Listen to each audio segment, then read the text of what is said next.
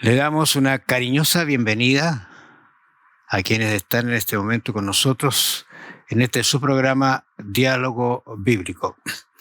Quisiera leer un texto para iniciar nuestro tema de esta semana, de lo que va a ser el estudio de esta semana, que está en Hechos 24, 25. Recuerda ese texto, Hechos 24, 25. Dice lo siguiente, mire.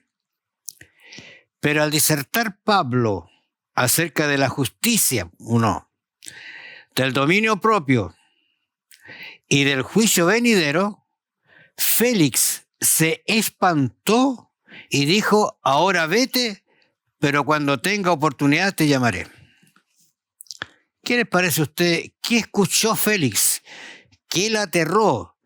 ¿Qué suspendió la entrevista? ¿Y qué le dijo que después lo va a llamar, que lamentablemente nunca lo llamó? Puntualmente del juicio venidero. Y de eso vamos a conversar. Esperamos que usted no se espante, sino que se alegre porque viene un juicio. Bienvenido, Pastor Figueres. Gracias, Raúl. Muy buena la introducción porque, como tú mencionabas, Félix escuchaba a Pablo varias veces y en realidad Pablo le dio el evangelio, creo que bien dado, con todo su contenido. Pero como tú decías, cuando le habló del juicio, dijo: ¿y cómo es esto del juicio? El juicio venidero, el que va a venir. Y que Pablo en sus cartas menciona que este juicio va a ser antes de la segunda venida de Cristo. Y no como algunos creen, que el juicio va a ser con la venida de Cristo o después de la venida de Cristo. No, el juicio es pre-advenimiento y es algo que vamos a estudiar bien durante estos momentos que vamos a estar compartiendo. Apocalipsis, pues 14:7 dice justamente que decía a gran voz, normalmente, ¿no es cierto?, el ángel ha estado comunicando, estamos todavía en el primer mensaje angélico, comunicando, decía, teman a Dios y denle gloria, porque la hora de su juicio ha llegado, ¿no es cierto?, y adoren al que hizo el cielo, la tierra, el mar y las fuentes de las aguas. Aquí está el concepto de juicio. Teman a Dios y denle gloria, porque su hora de juicio ha llegado. Claro, efectivamente, este es el mensaje ya del primer ángel que nos habla de un juicio que ha llegado y que también el profeta Daniel habla mucho de este juicio y que es un juicio que generalmente nosotros le podemos tener temor a los juicios y de hecho lo tenemos. Pero este es un juicio que se hace en favor de los santos, de los que están inscritos en el libro de la vida y que van a tener un derecho a la eternidad, y se hace un juicio para revisar sus vidas, un juicio que algunos le llamaban investigador, donde se abren los libros y se ve la calidad de la profesión de fe que nosotros tuvimos aquí en la tierra, y es por eso que es un juicio en favor de los santos. Pero hay algunos que no entran en el juicio, ¿eh? ¿Quiénes no entran en el juicio? ¿Ah? Los santos, dice. Los santos entran, los que están militando en la fe.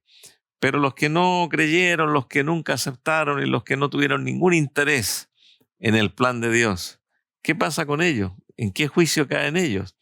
Precisamente hay otro juicio. Hay otro juicio para los que se pierden, pero este juicio es para los que se salvan.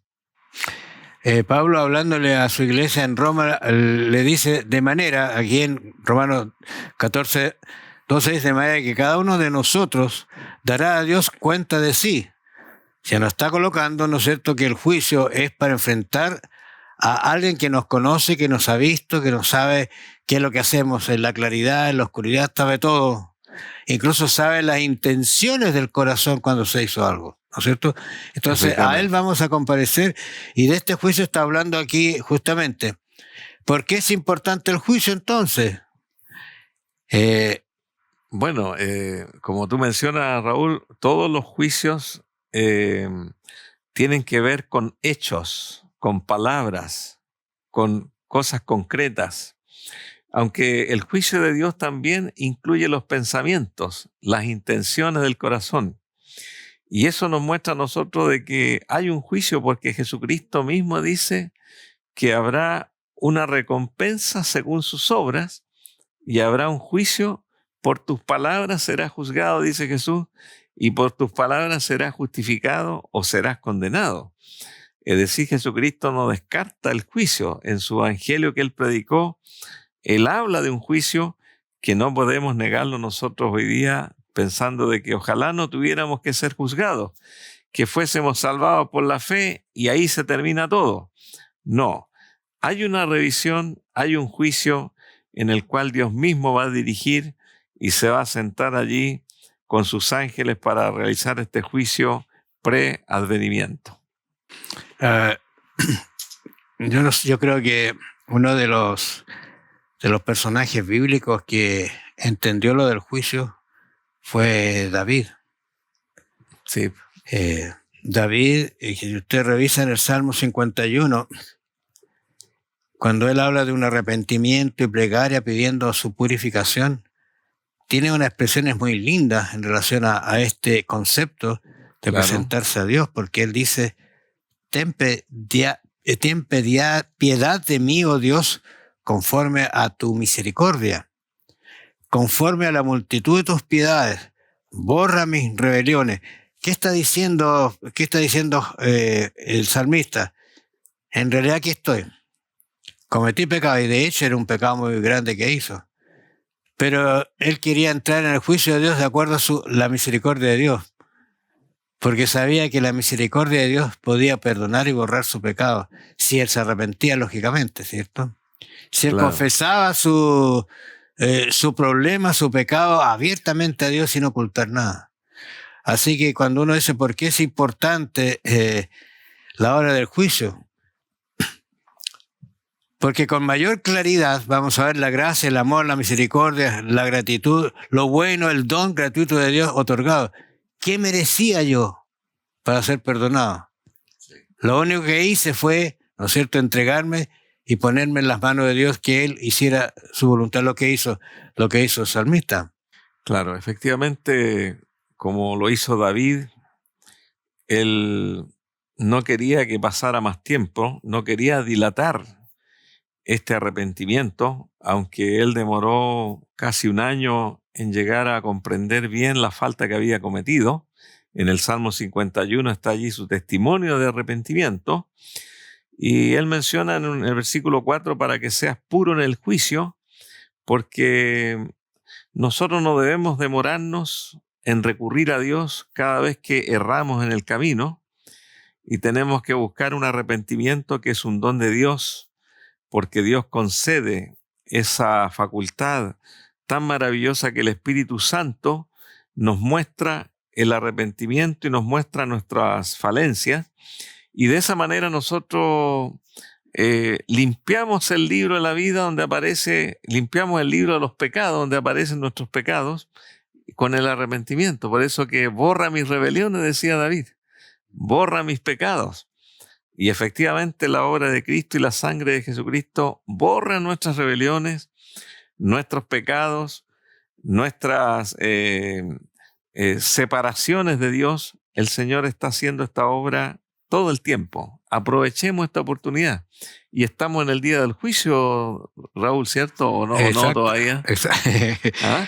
El juicio ya comenzó ya, ¿no es cierto? Está ejecutándose, no sabemos en qué etapa va. Pero me quedo con lo que dice el salmista: contra ti solo he pecado. O sea, él se siente pecador frente no a la persona, a él, sino a Dios, porque a Dios ofendió. Dice: contra ti solo he pecado y he hecho lo malo delante de tus ojos, para que seas reconocido justo en tu palabra. Mira, lo levanta a Dios a pesar del castigo que él va a recibir por esto. Lógicamente hay pecados en los cuales hay consecuencias que Dios no las evita, pero sí las puede ayudar a llevar en sus brazos a las personas, pero sí las pasamos. Pues por eso el salmista va a decir aquí, contra ti solo he pecado y he hecho lo malo delante de tus ojos. Y quítame ahora, ¿no es cierto?, ese problema ahora. He aquí, tú amas la verdad en lo mismo, en lo íntimo, y en lo secreto me has hecho comprender sabiduría. O sea, eso está diciendo que David reconocía que en lo oculto lo hizo, pero Dios lo había visto Claro. concretamente todo lo que había pasado, y así pedía él perdón y arrepentimiento. Y él dice, tenido por puro en tu juicio. Es decir, David está diciendo, hay un juicio. Pablo decía, hay un juicio. Y algunos dicen, no hay un juicio, porque piensan que solamente la fe, el arrepentimiento y cuanto nuestros pecados quedan en la cruz con Cristo, y allí se termina todo.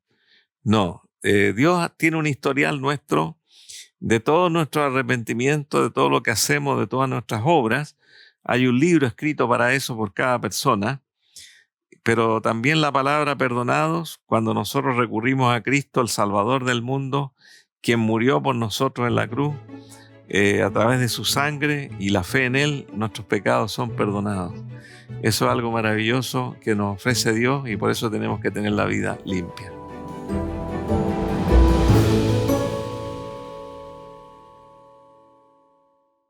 Seguimos conversando acerca de el juicio investigador, que es la segunda parte del mensaje del primer ángel, ¿verdad? Porque la hora de su juicio ha llegado. Ahora, este juicio está lleno de misericordia de Dios. No es el juicio en que a ti te van a condenar, sea bueno o malo. Sí. En realidad Dios no podría condenar si somos, no quisiéramos lo que quisiéramos, estamos condenados en realidad para ir al infierno, voy a decir así. Pero no actúa así Dios, sino que mira la actitud que yo tuve frente a la situación de arrepentimiento, como lo hizo David. Mire, si uno toma el ejemplo de David, David sufrió las consecuencias terribles de su pecado.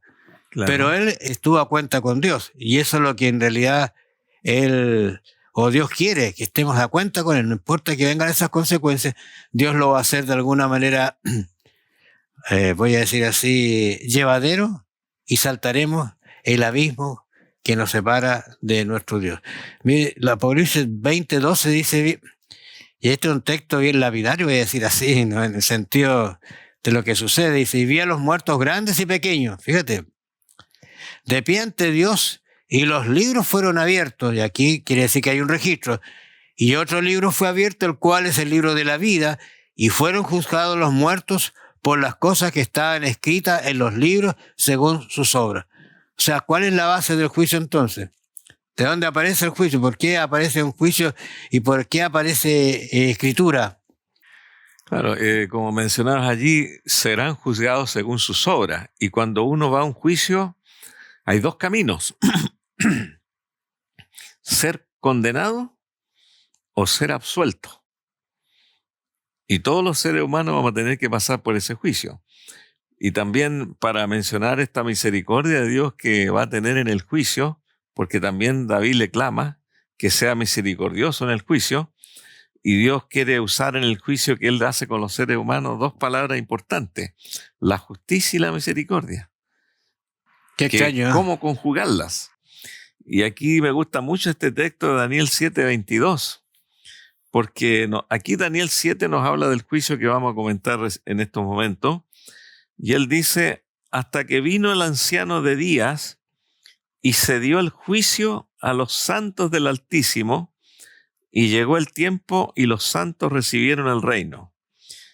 Recibieron el reino porque salieron airosos en el juicio. Y se le dio el juicio a los santos del Altísimo, y yendo al texto en arameo de este pasaje, porque esto fue escrito en ese idioma, y también traducido al hebreo, y después al griego, ¿qué quiso decir este texto allí? Que el anciano se le dio el juicio a los santos del Altísimo. Uno, si lo lee tal como está en esta versión, podría decir, bueno, se le benefició a los santos del Altísimo con el juicio. Claro. Pero hay una versión que está un poquito más literal. Se vindicó a los santos del Altísimo.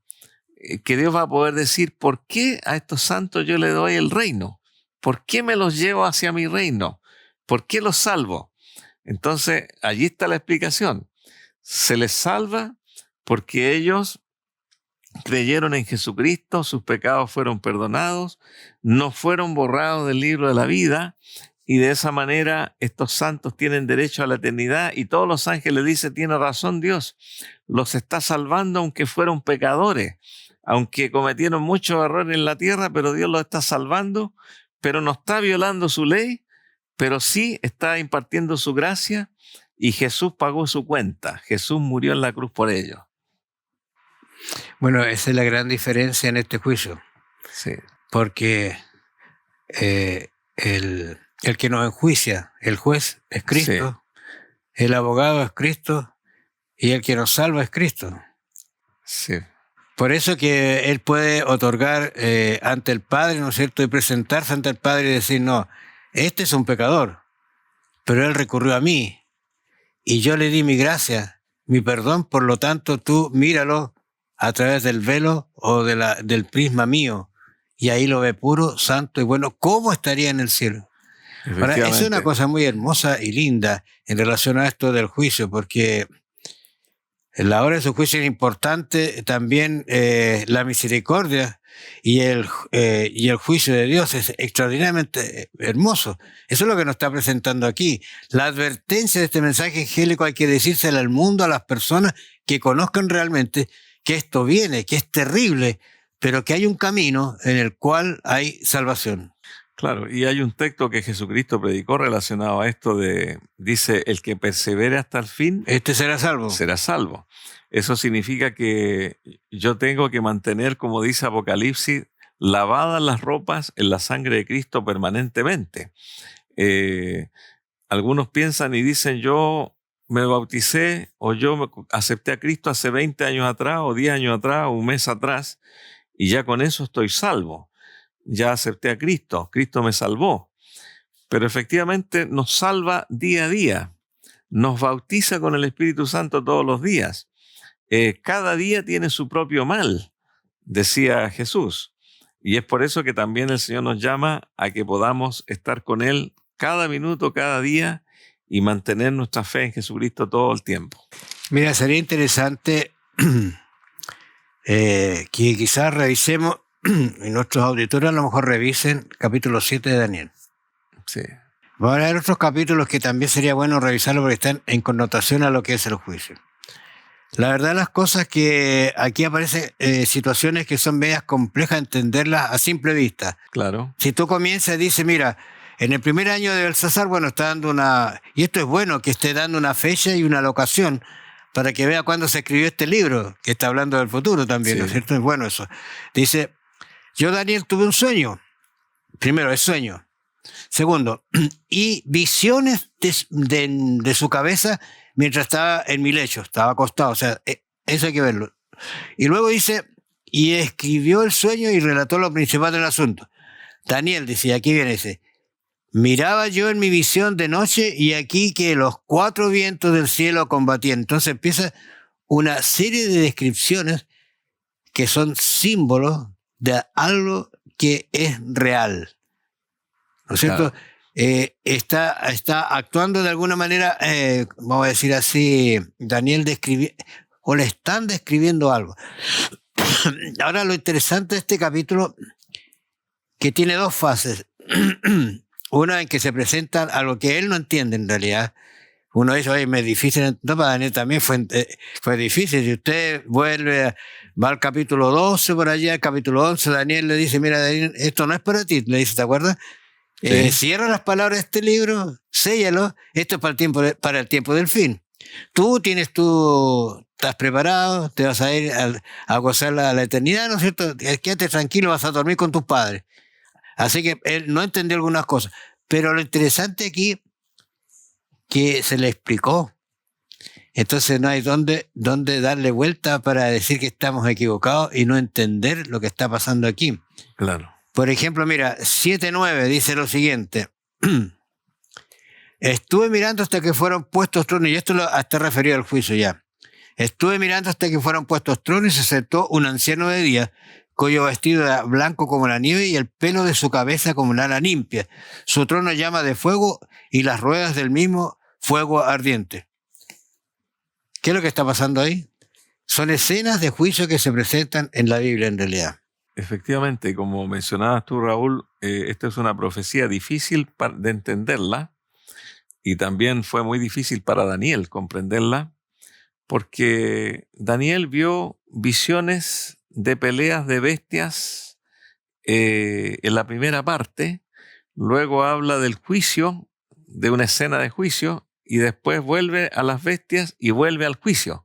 Como que está mezclado lo que pasa en la tierra con algo que está pasando en el cielo.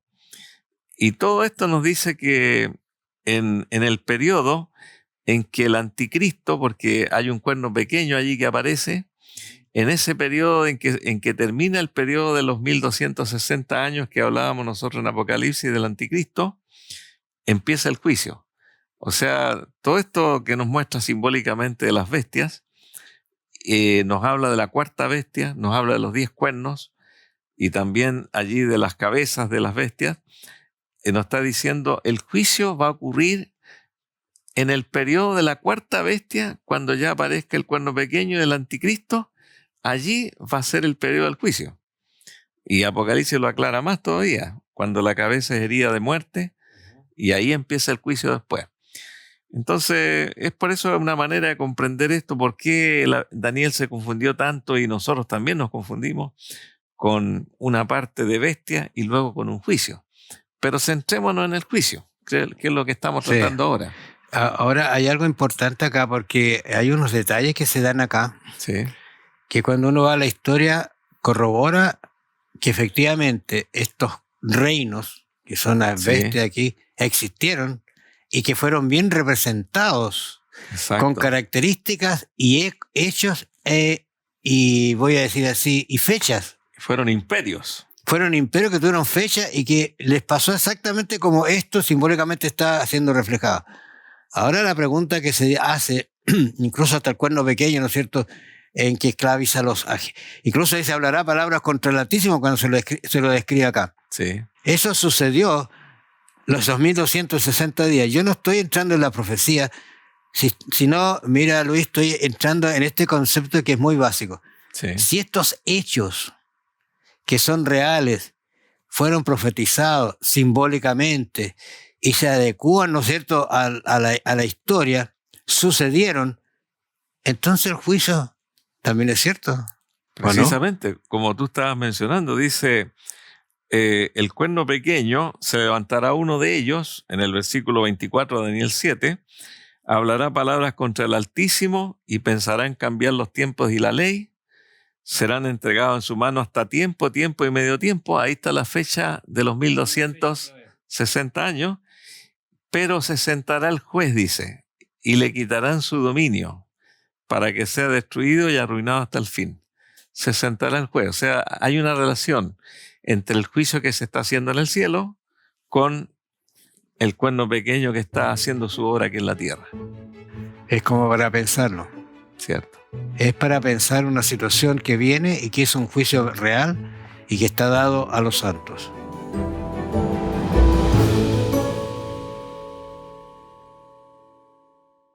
Luis, seguimos conversando. Esto es fascinante en realidad. Es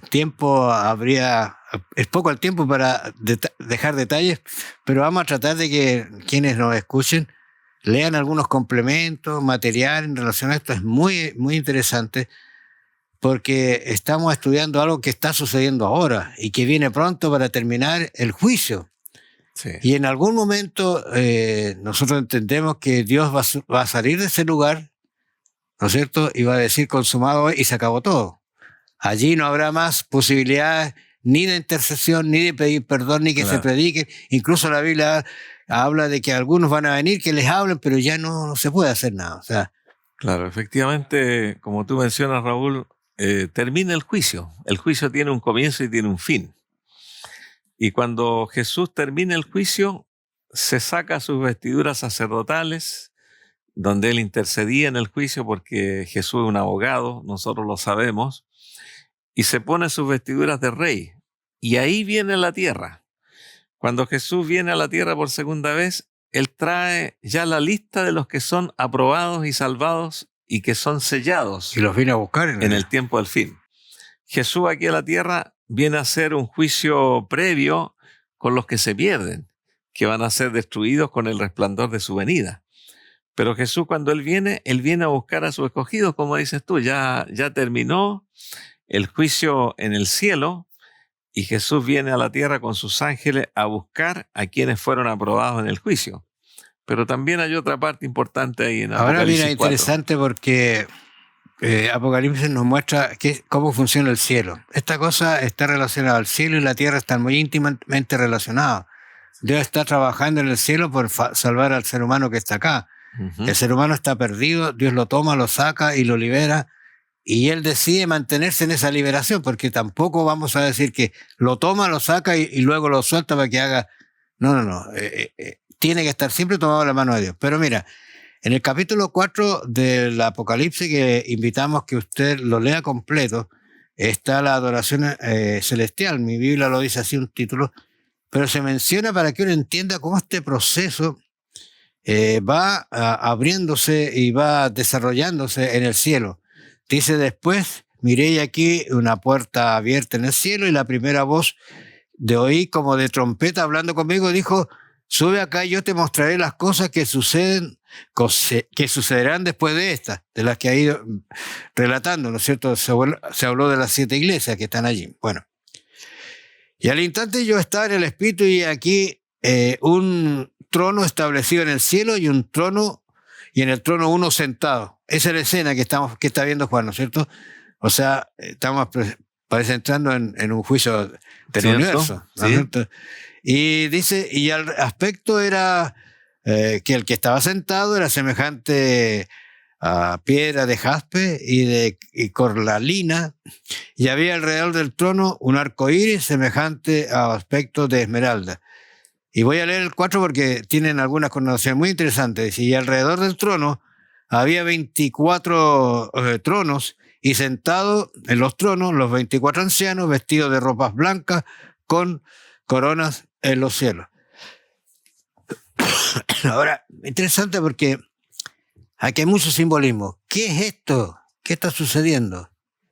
Bueno, efectivamente, en pocos minutos es difícil explicar algo tan grande que está escrito en el capítulo 4. Es una adoración celestial, pero también es como un juicio que se está realizando, donde hay varios personajes allí, 24 ancianos, 4 seres vivientes, están los ángeles de Dios, están allí guiando una adoración celestial, dándole honra al Padre como creador, a Dios el Padre como creador del cielo y de la tierra. Y es una escena de gloria solemne donde participan allí muchos seres que Dios creó, reconociendo la autoridad de Dios, reconociendo, aquí menciona también en el versículo número 10, los 24 ancianos se postran delante del que está sentado en el trono y adoran al que vive por los siglos de los siglos, echan sus coronas, porque eran victoriosos los 24 ancianos, delante del trono diciendo: Señor, eres digno de recibir la gloria y la honra y el poder, porque tú creaste todas las cosas y por tu voluntad fueron creadas. Es importante esto también de que Dios tiene la autoridad para juzgar, porque es el dueño de todo, el creador de todo, el universo. Ahora, según este texto que tú acabas de leer, estos 24 ancianos son representantes de los seres humanos que han vencido. Sí. Hay una postura que piensan que podrían ser los que sufrieron en ese periodo de la persecución de los 1260 días, ¿no es cierto?, que fue muy grave.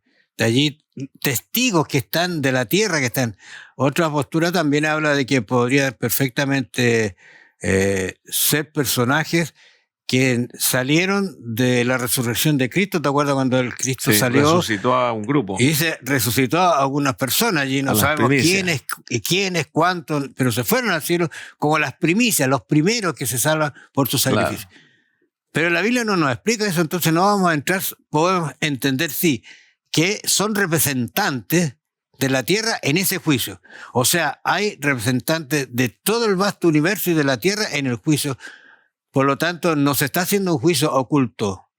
No se está haciendo un juicio así para ver quiénes, por mi gusto, son o no son. Así que la escena realmente extraordinaria y magnífica en el cielo es lo que se está mostrando acá.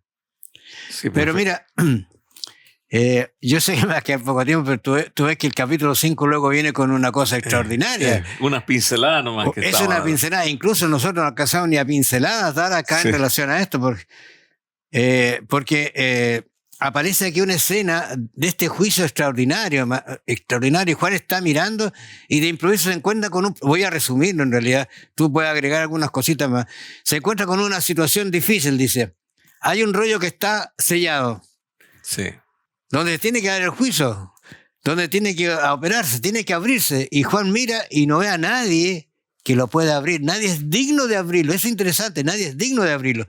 A uno, bueno, y los salvos, los jóvenes, todo esto que se sacrifica, nadie es digno de abrirlo. Porque todos están gracias a la misericordia de Dios allí. Pero aparece alguien que es el digno. ¿Cuál es el digno de abrir el sello? Bueno, precisamente este hecho que ocurre en Apocalipsis 5, donde hay un libro en la mano del Dios Todopoderoso, y que en el universo no se encuentra a nadie digno de abrir ese libro porque está paralizado el plan de salvación, está paralizada la obra de Dios, y allí no hay nadie que pueda continuar con este plan maravilloso de Dios, pero hay uno que es digno, que es el Cordero de Dios, que es el León de la tribu de Judá, y que aquí se conjuga con Daniel también. Pues Daniel y Apocalipsis dice, miraba yo en las nubes de la noche y las nubes del cielo, y venía uno como un hijo del hombre, y vino hasta el anciano de días. Daniel dice, el profeta Daniel menciona a un hijo del hombre que se presenta ante el anciano de días. Y aquí en Apocalipsis aparece uno como cordero inmolado, que también se presenta ante el Dios Todopoderoso, y que es el único digno de abrir el libro y sacar sus sellos. Es por eso que también nosotros vemos aquí una intercesión de Cristo. Aquí Jesucristo llega al tribunal celestial y llega al juicio, llega con las credenciales, el único digno. ¿Por qué? Porque Él murió en la cruz, porque Él pagó por el pecado del ser humano, Él demostró el carácter de Dios, demostró la humildad, y demostró que Satanás era el culpable, que estaba equivocado y que es nuestro Salvador. Allí en Apocalipsis, capítulo 4, se ve una escena de la gloria de Dios, extraordinaria. Difícil entenderlo a los seres humanos. Cómo se presenta, cómo actúa. Ustedes ven allí que hay escenas en ese juicio que son entendibles para el ser humano, como el arco, los vientos, todas esas cosas. Capítulo 4. Pero en el 5 se ve el problema del juicio, el problema que nadie puede entrar, no se puede solucionar. ¿Y quién lo soluciona? Ese es el Cristo que murió en la cruz, que dio su vida por nosotros, y que gracias a Él el juicio será dado a usted y a mí si nos arrodillamos y nos confesamos frente a nuestro Padre Celestial. Hágalo. Confiéselo, léase estos pasajes, le pida a Dios que se lo enseñe, que le abra, y el Espíritu Santo vendrá en usted y será gozoso de saber que si en el cielo hay salvación, ya en la tierra usted también puede tener salvación. Y un día, como dice Apocalipsis, un día dice que vamos a revisar los libros, yo no sé, para dar gloria a Dios, porque no merecemos estar allá, pero por su gracia sí lo vamos a estar. Que el Señor los bendiga y los acompañe. Nos vamos a encontrar la próxima semana. Bendiciones.